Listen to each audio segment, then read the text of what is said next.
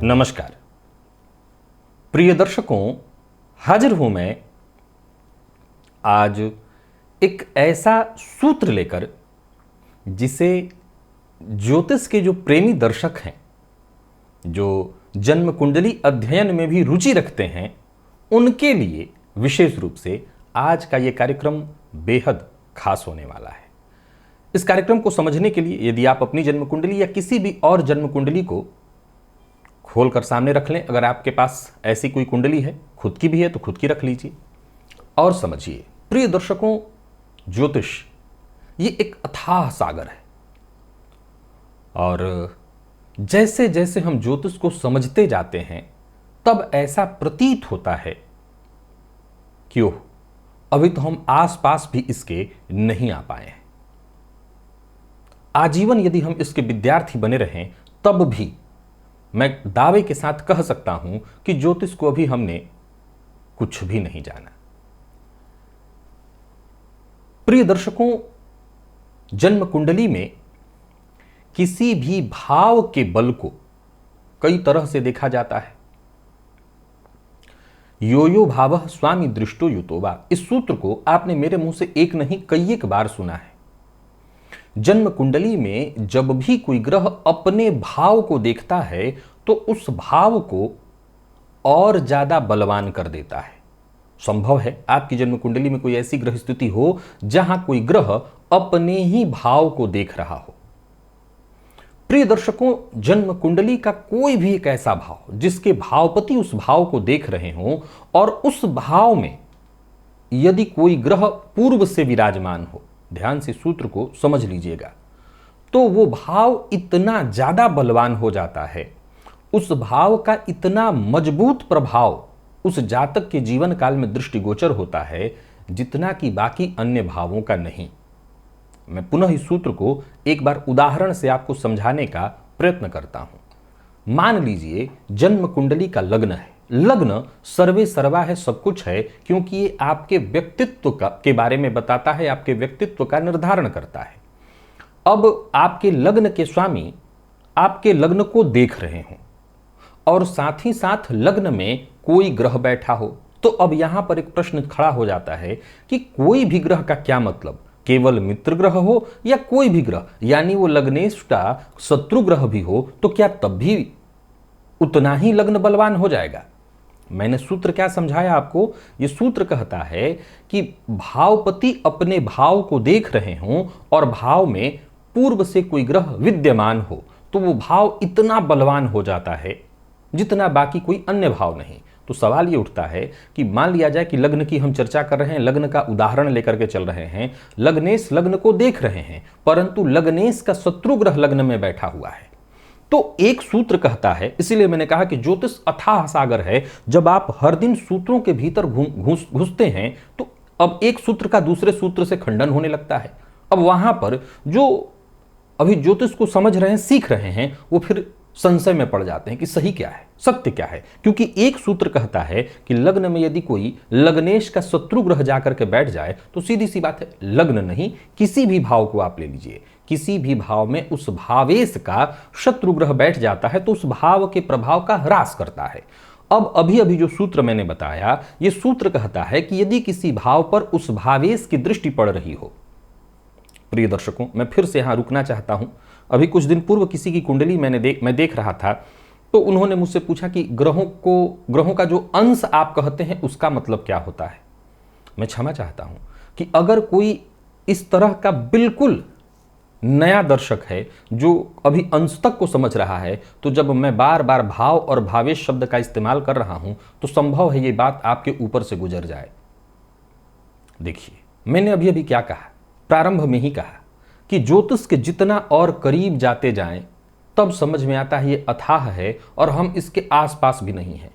तो मैं सामान्य शब्दों में इतना कह सकता हूं कि बाकी के दर्शक जो पिछले 3-4 सालों से मेरे कार्यक्रम को देख रहे हैं, वो और मैं, हम सब विद्यार्थी बने इस विषय को समझने का प्रयत्न कर रहे हैं। आप आज की आज संभव है कि इन शब्दों को न समझ पाएं, तो थोड़ा समय दीजिए, बाकी के कार्यक्रमों को भी देख लीजिए ताकि आपको कुछ समझ में आ जाए। खैर, हम आते हैं पुनः विषय पर। तो मैं चर्चा कर रहा था भाव पर भावेश की दृष्टि, यानी लग्न पर लग्नेश की यदि दृष्टि हुई तो लग्न बली हुआ अब यदि लग्नेश का शत्रु ग्रह भी लग्न में बैठा है तो इससे लग्न का ह्रास नहीं होगा। क्यों नहीं होगा? जब आप ये सूत्र पहले कहते हैं कि कोई भी भाव अगर अपने शत्रु से युक्त हो तो उस भाव का ह्रास होगा, तो अभी आप कह रहे हैं कि भाव में शत्रु ग्रह बैठा हो, बस भावेश की दृष्टि भर होने से उस भाव के फल का ह्रास क्यों नहीं होगा? इसीलिए क्योंकि उस भाव का भावपति उस भाव को देख रहा है। तो जो अपने घर को देख रहा है, एक उदाहरण से इसे अपने लिए समझ लीजिए। मान लीजिए आपने अपने घर में कोई किराएदार रखा हुआ है, क्योंकि किसी भी भाव में कोई भी ग्रह जब जाकर के बैठता है, अगर वो उस भाव का स्वामी नहीं है तो क्या है? किराएदार है। तो आपने अपने घर में कोई किराएदार रखा हुआ है और आप सदैव किराएदार पर नजर बनाए हुए हैं, तो वो किराएदार चाहे कितना भी दुष्ट प्रवृत्ति का हो, आपके देखते ही देखते आपके घर की क्षति वो कभी नहीं कर पाएगा, अगर आप मजबूत हैं। यानी भावपति अपने भाव को देख रहा है, मतलब भाव को मजबूती प्रदान कर रहा है। अब ये बात तो सत्य है ही कि वो खुद भी थोड़ा मजबूत होना चाहिए। वो मजबूत होगा तो अपने भाव की रक्षा कर लेगा। फलतः उस भाव में बैठा ग्रह कैसा भी हो, उस भाव को क्षति नहीं कर पाएगा, वरन उस भाव के प्रभाव में वृद्धि करने वाला बन जाएगा। अब इस सूत्र को जन्म कुंडली के धन भाव पर लागू करिए, लाभ भाव पर लागू करिए कि लाभ भाव में कोई भी ग्रह बैठा हो और लाभपति उस भाव को देख रहे हो, तो ऐसा जातक निसंदेह धन कुबेर सिद्ध होगा। धन भाव में बैठे हो, लाभ भाव में बैठे हो, भाग्य भाव में बैठे हो, भाग्यपति भाग्य भाव में कोई भी ग्रह बैठा हो और उस भाव पर भाग्येश की दृष्टि पड़ जाए, तो ऐसा जातक निसंदेह महाभाग्यवान सिद्ध होगा। तो अब जैसा मैंने कहा कि अभी आने वाले दिनों में भी मैं 3-4 ऐसे सूत्र वाले कार्यक्रम लेकर के आप सबके सम्मुख उपस्थित होऊंगा, जहां आप कहेंगे कि आपके द्वारा ही बताया गया कई सारा ऐसा सूत्र है जिसका आप खंडन कर रहे हैं।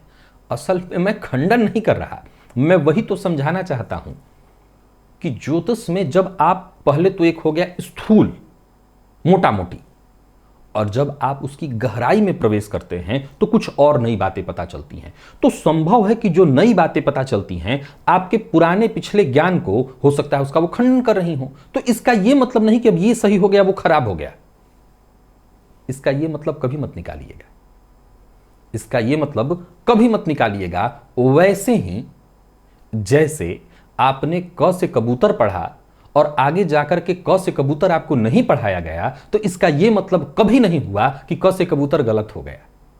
समझ में आई बात? वो प्रारंभिक दौर था।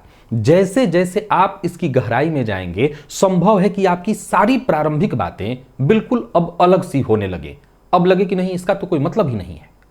तो इसका यह मतलब कभी नहीं होता कि वो बातें गलत हैं। क से कबूतर भी होता